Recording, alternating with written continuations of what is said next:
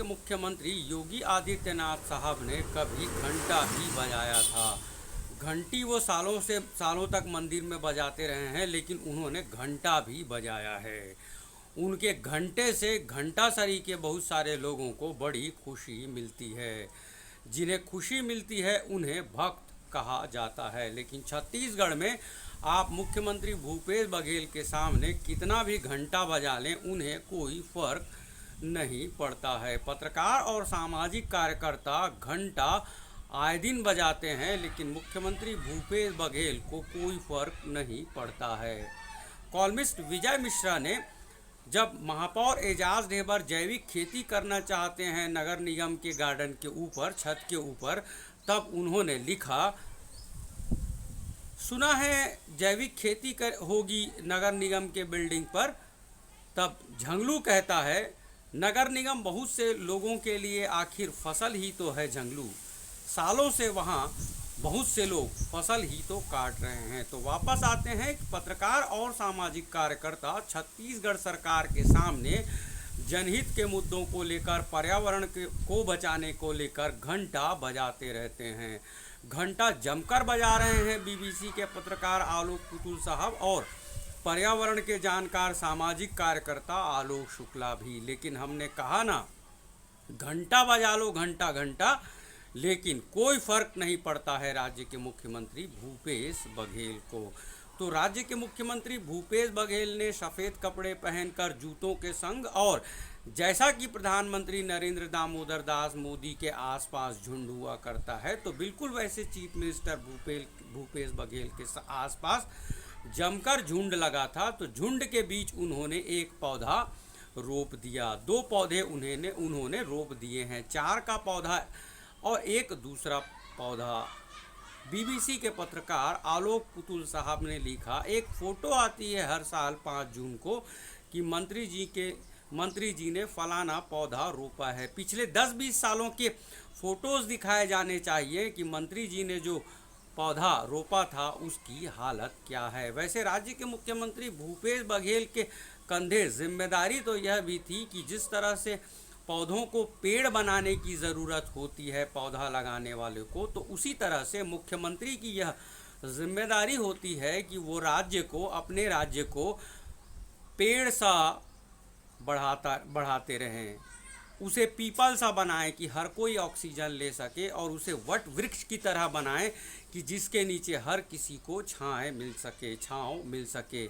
लेकिन अफसोस ऐसा हुआ नहीं है। जब स्थानीय लोगों और आदिवासियों ने समिति के लोगों को उल्टे पांव लौटा दिया, हम बात कर रहे हैं सिलेगर की, जहां कमल शुक्ला साहब ने कई वीडियोस के जरिए यह बताया कि 4 लोगों की हत्या कर दी है पुलिस ने। जब कैंप का विरोध करते हुए हज़ारों लोग कैंप के सामने प्रोटेस्ट कर रहे थे, तब पुलिस ने फायरिंग खोल दी और 4 लोगों की मौत हो गई। 19-20 दिनों तक मुख्यमंत्री भूपेश बघेल खामोश थे, लेकिन बार बार जब वीडियोज़ आने लगे तो उन्होंने समिति बनाई, लेकिन स्थानीय लोगों ने समिति के लोगों को लौटा दिया। ऐसे में राज्य के मुख्यमंत्री भूपेश बघेल ने एक समिति बना दी, समिति के लोगों को उल्टे पांव लौटा दिया गया।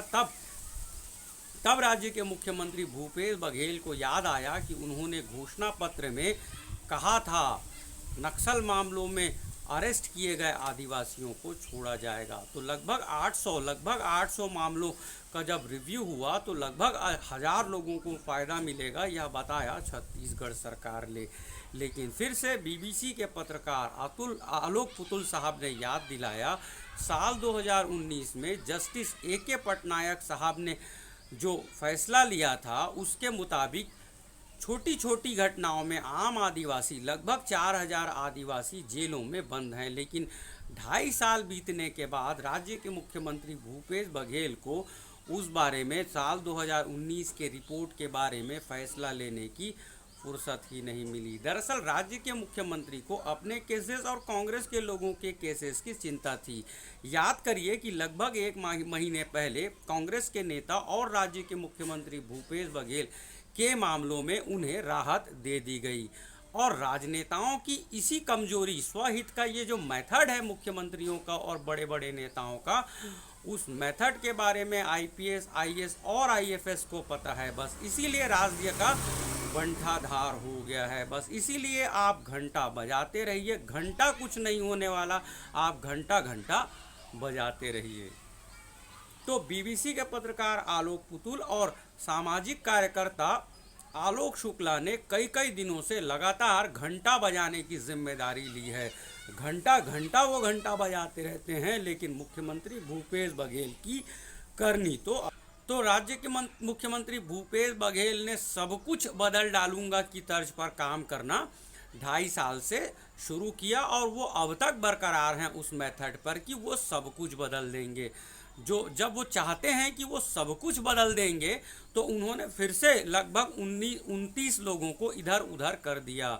और यह तो भारतीय राजनीति में अब साफ हो चुका है कि जब अफसर इधर उधर किए जाते हैं तो उसमें जनहित की बात सबसे आखिरी में है। सच यह है कि चीफ मिनिस्टर या पीएम का यदि ईगो हर्ट हो जाए तब आपको बदल दिया जाएगा। 29 लोगों के बदलने के बारे में जब हम राज्य के मुख्यमंत्री भूपेश बघेल के बारे में यह कहेंगे, याद दिलाएंगे कि भारतीय जनता पार्टी के लोग आप पर ट्रांसफ़र उद्योग चलाने का आरोप लगाते हैं, तब वो इत्तेफाक नहीं रखेंगे। लेकिन जैसे ही हम उन्हें यह बताएंगे कि पश्चिम बंगाल के मुख्य सचिव को बदल दिया गया, मीडिया रिपोर्ट्स यह है कि सिर्फ आधा घंटा इंतज़ार करना पड़ा प्रधानमंत्री नरेंद्र दामोदर दास मोदी को, तो मुख्य सचिव साहब का तबादला कर दिया। इस बारे में राज्य के मुख्यमंत्री भूपेश बघेल ज़रूर इत्तेफाक रखेंगे।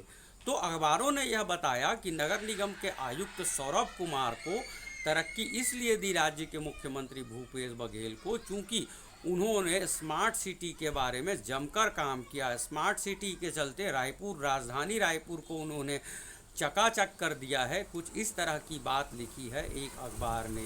बूढ़ा तालाब सौंदर्यीकरण योजना की बात कही है। भूपेश की मीडिया का हाल ये है कि आगे पाठ पीछे सपाट। जिस पत्रकार ने यह लिखा, जिस मीडिया हाउसेज ने यह लिखा कि स्मार्ट सिटी के चलते सौरभ कुमार को तरक्की दी गई है, उस अखबार को क्या यह पता है कि रोज़ बरोज उसने कितने रिपोर्ट छापे हैं नगर निगम की कमियों को लेकर और खामियों को लेकर। बूढ़ा तालाब का एसटीपी मशीन चालू नहीं हो चुका है, और सौंदर्यीकरण योजना में ऑन पेपर जो चीज़ें हैं वो बहुत सारी चीज़ें अभी अमली जामा नहीं हो पाया है, प्रैक्टिकली वो काम नहीं हुए हैं, लेकिन सौरभ कुमार को कलेक्टर बना दिया गया है। बधाई और शुभकामनाएं मिस्टर सौरभ आपको कि आप रायपुर के कलेक्टर हो चुके हैं। एक पत्रकार ने लिखा, डार्क और हैंडसम लड़के को चायपुर के लोग मिस करेंगे। एस भारतीदासन साहब को संवाद का प्रमुख बनाया गया है। चीफ मिनिस्टर भूपेश बघेल के ज़्यादातर सपनों को वो साकार करने की कोशिश करेंगे। कंधे जिम्मेदारी है एस भारतीदासन के कंधे पर राज्य के मुख्यमंत्री भूपेश बघेल ने अपने सपनों को साकार करने की जिम्मेदारी है। कुछ इस तरह के रिपोर्ट्स हैं।